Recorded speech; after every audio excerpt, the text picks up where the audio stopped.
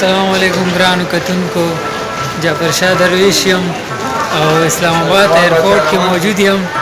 دا مسافر دي او روانګي کوي، نو کوشش وکړو تاسو سره به لږې ویډیوګانې شیر کوو.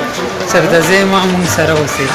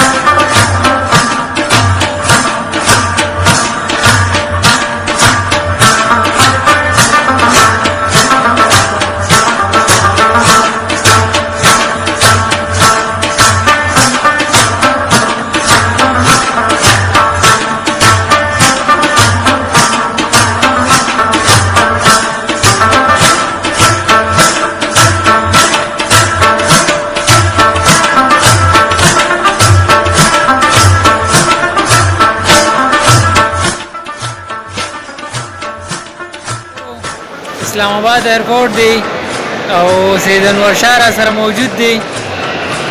په درنګ سات کې د دوبۍ فلایټ دی. نو ګورو چې دې ټایم د دې څه تاثرات دي او څه ویل غواړي. څنګه چل دی؟ شکر الحمدلله، بالکل A1. زړه خو به دې درزېږي. نه بالکل په اول ځل د ملک نه بار روانې. بالکل په اول ځل د ملک نه بار روانې، ما خو سیټم ده کړه. شکر الحمدلله، خو سلام برابر ده. نو څه به ویل غواړې؟ بس زه به تاسو ته څه ووایم، دا به ووایم چې خپل وطني او مسافري خو ځوانانو کار لازمي تله غواړي، په کار وي ځو ښه په خوشحالۍ سره ځو او بس دغه تاثرات مې دي. کور نه چې راوتې نو څنګه؟ ګرانه خو به وه یاره لغونتې دغه و تکلیف و، خو بس ځان به ټیټ کړې نو بچي پاتې کېږي او مسافرۍ ته روانېدل، نو څنګه؟ دا خو ټولې خبرې دې سره تړلي دي. بچي رونه خویندې مور پلار یار دوست د هر څه به پاتې کېږي، نو هله به ته مسافر کېږي که نه. کله چې دا ټول تا سره وي نو ته خو مسافر نه بیا خپل وطن خپل کور کلي دا هر څه به پرېږدي، نو هله به ته مسافر باندې بللی شي. څنګه څوک چې هلته کې موجود دي کوم مسافر ژوند تېروي، نو څه به ورته ویل غواړئ چې آیا د مسافرۍ نه پیدا واخلې، خپل وخت غلط مه استعمالوئ او پیسې غلط ځایونو کې مه خرڅ کوئ؟ په دې حوالې سره څه ورته ویل غواړئ؟ موږ دغه خبره کول غواړم چې کوم زموږ وروڼه مسافر دي او بار وخت تېروي پاتې کېږي، د کلي نه تللي دي، مور پلارونه خویندې پرېښي دي، هغوی ته پکار دي چې خپله پیسه ښه په سود سمت سره ولګوي، بې ځایه ونه لګوي، فضل خرچیانې ونه کړي، هېڅ قسم ته فضل خرچیانو نه ځان وساتي. بس دغه تقریبا دغه کول پکار دي. نور اخره کې څه پیغام ورکول غواړئ؟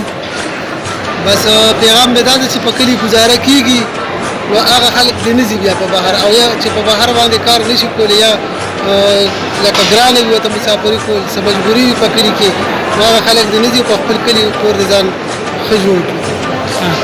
ملګرو تاسو وکتو وړوکی ماشوم چې حرام هم راوستی دی چې پلار نه جدا کېږي، نو ګرانه خو به وي. او بس دعا کوئ چې کوم مسافر رونه د ملک نه بهر دي زمونږ دعاګانې دي چې الله پاک دې ټول کامیاب کړي چې په خوشحالۍ باندې داسې یو ورځ راشي چې هم په دې ایرپورټ باندې واپس خپل وطن ته راشي او په خپل وطن کې خپل کاروبار چالو کړي. نو انشاءالله چې زندگی وي په بله ویډیو کې به بیا ملاقات کېږي. مونږ ته راکړې اجازت د لوی الله په امان.